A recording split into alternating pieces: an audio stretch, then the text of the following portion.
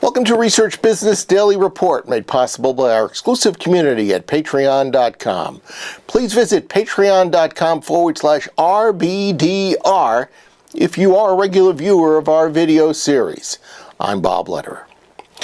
We all hear about how marketers are clamoring for social media data, how important it is to them. Now, its detail is far more timely than most data, and individuals can express their unsolicited feelings and opinions. And what marketer doesn't love that, especially when it comes to their own brands? You may even recall a reported threat from P&G over a decade ago that it was prepared in the short term to walk away from traditional research and rely on social media. That never came to pass. And that may be because things like an interesting new piece of evidence from Brad Fay, Chief Commercial Officer for Engagement Labs, that says giving social media data extra emphasis and consideration in a decision, much less a higher than normal level of interest, particularly when social media outrage is particularly loud and offensive, can be very deceiving and therefore detrimental.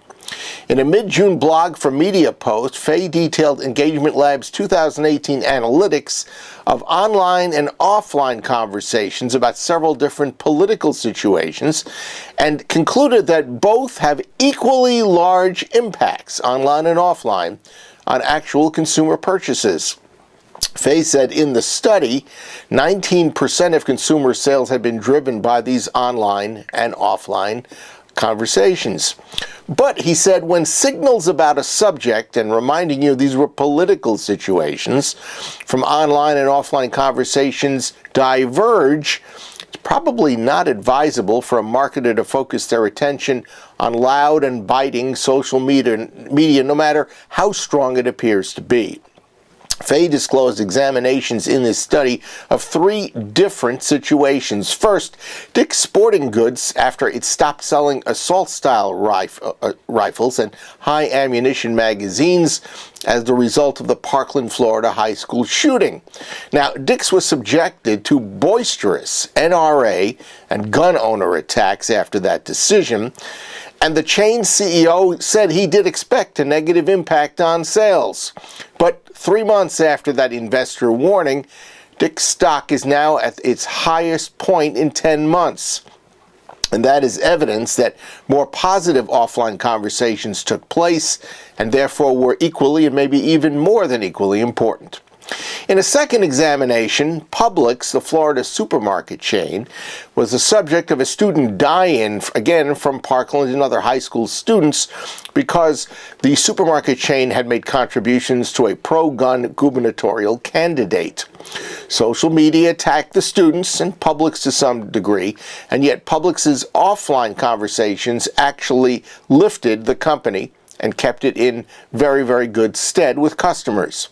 And finally, Starbucks' highly publicized racial incident in Philadelphia and its subsequent decision to close stores to provide racial sensitivity training had a very negative reaction on social media, but a more muted reaction offline. That's your Research Business Daily Report, made possible by members of our exclusive community on the crowdfunding platform patreon.com. Special thanks to all of our current patrons, including our two latest ones, Joel Rubinson and Jim Whaley.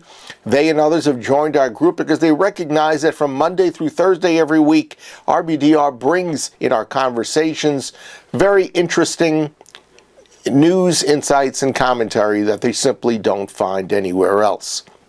Now, if you are a regular viewer and you'd like to join the community, and you can gain access to exclusive RBDR perks and services by doing so, all you have to do is visit patreon.com/RBDR. It doesn't matter how large your research operation is. You could be a one-person operation or a very, very large organization. The type of research you do doesn't matter, and we know there are many, many different types of research being done every day. And it isn't relevant if you're on the client side or on the supplier side, nor does it matter where you are on our planet.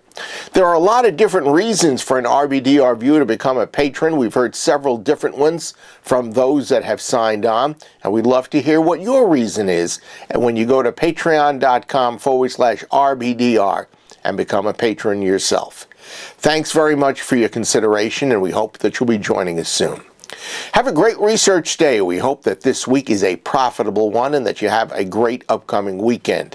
We're going to be running Best of's RBDR in the coming week. It's July 9th through 13th, because our production supervisor and his wife are welcoming a new member to their family next week. So we'll see you with a new RBDR on Monday, July 16th. Until then, take care.